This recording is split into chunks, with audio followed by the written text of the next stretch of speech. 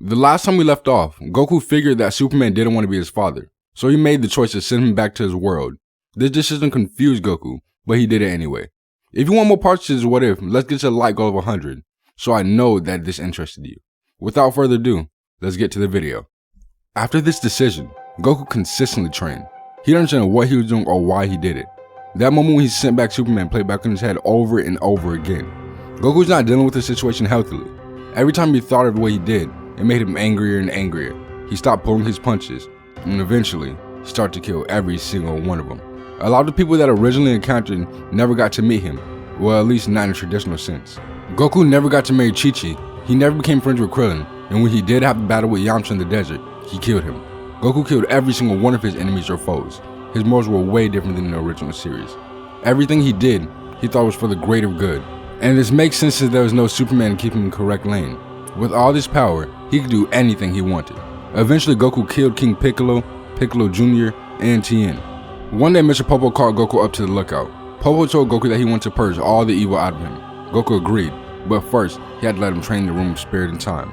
Popo agreed to let Goku do so. When Goku entered the room, he began to train immediately. His power level was currently at the level of 5,000. The reason it's so high is because he remembered the training techniques Superman had showed him. As the days went by in the real world, Goku began to learn the techniques that Superman had, like laser beams, X-ray vision, super hearing, etc. Goku wanted to be better than his father. He wanted to be better than Superman. He stayed in the room of spirit and time for 10 days, and in the hyperbolic time chamber, that is 10 years. Goku knew how powerful his father could be and wanted to make sure he was stronger, so if his father did come back, he'd be ready. Goku trained every day for 10 years in the chamber. He meditated and understood. The only person he had was himself. Eventually, he leaves the time chamber. Goku's power level was immense, being at the humongous level of 10 billion. Being in the time chamber every year will give someone a 2.5 increase, plus the Superman training being 200 times increase.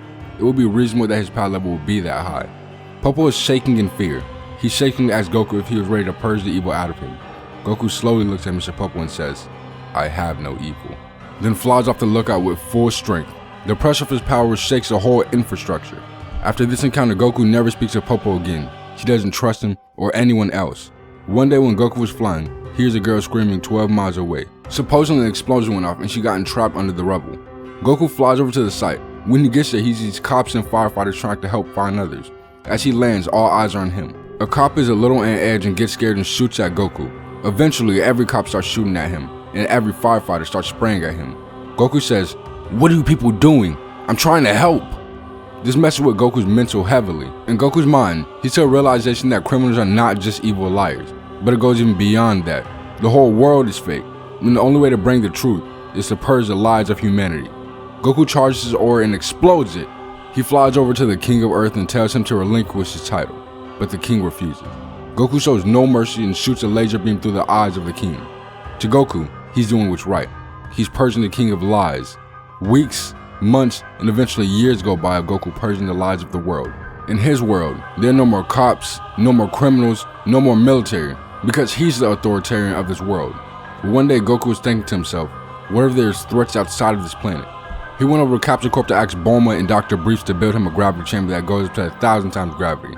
Given a chance, Bulma tried to convince Goku to come back to stop this madness, but he didn't listen. When Goku entered 1,000 times gravity, he began to train every day for a whole year. By the end of the year, he reached a power level of 31 trillion. Yes, he is powerful. There's nothing holding him back. No family, friends, or social life. As Goku does his morning patrol of the Earth, he stops by a city. He gets shot in the back by a Kamehameha wave. Goku says, "Who is this stupid enough to do something like this?" When he turns around, he sees Master Roshi, Krillin, and others. They're here to take back Earth. Goku looks at them.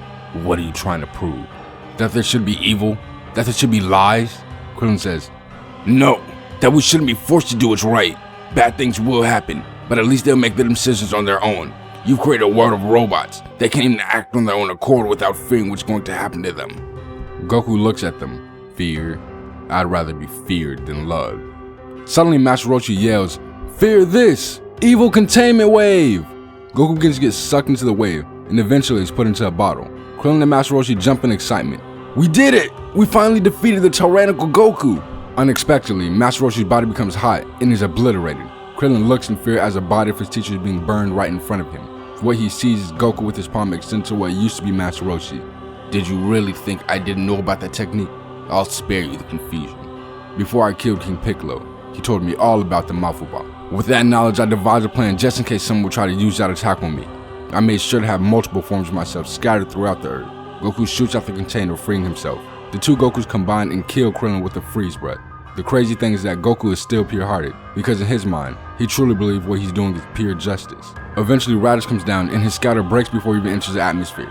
One of the Gokus sees something fly in the atmosphere and catches it before it lands. He breaks open the door of the ship. Goku sees a man. It's Raditz. Raditz says, "Is that you, Kakarot?" Goku looks at him in visual confusion. Who is Kakarot? I'm Goku. The two introduce themselves and tell each other about what they were doing for all these years. Raditz congratulates Goku. I knew you could take out these feeble, insolent planet. You truly show Saiyan pride. Goku's face turns to anger. Insolent? Are you calling my people insolent? Raditz sees this and calms Goku down, apologizing for what he said. For some reason, he knows that Goku is really powerful. Not just more powerful than him, but Nappa, Vegeta, maybe even Frieza. Goku and Raditz get to know each other more over time. Raditz says he's going to stay on Earth because he'd rather be with someone like Goku than Vegeta.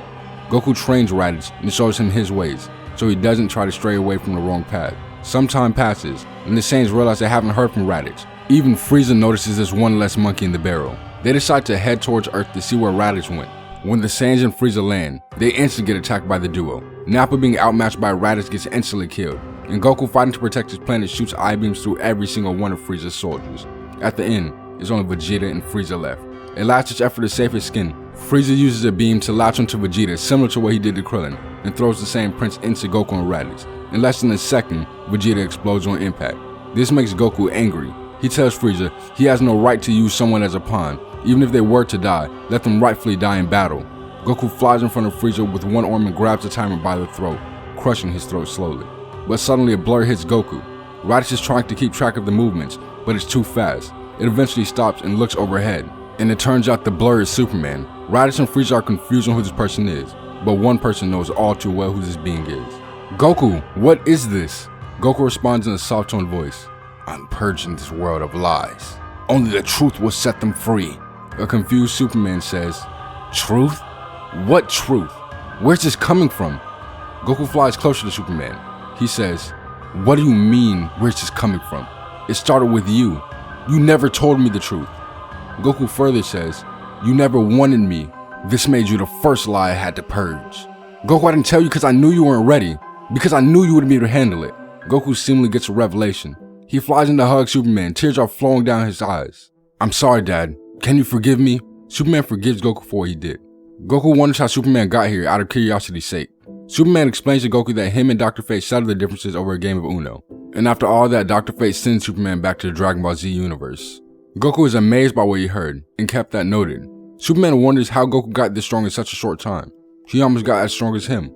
Goku shows Superman the room of spirit and time, and explains that he can get years of training in just one day. They both walk in the hyperbolic time chamber. As Superman begins to enter it, he can feel his power slowly draining. He realizes there's no yellow sun, nothing to feed his energy. When Superman turns around to tell Goku this, he's gone. On the other side of the door, we can see Goku. He destroys the entrance of the room of spirit and time. Goku says to himself, I did have a revelation. I realize there's no trust in anyone. He furthermore says, did he actually think I wouldn't know he was lying? I have his memories. The words trust no one plays back in Goku's head over and over. He goes into a rage. Goku kills Mr. Popo, Raditz, and Bulma. There is no one in the world who can make him vulnerable now. Goku looks at his hands and sits on the throne, and he says to himself, I am the truth.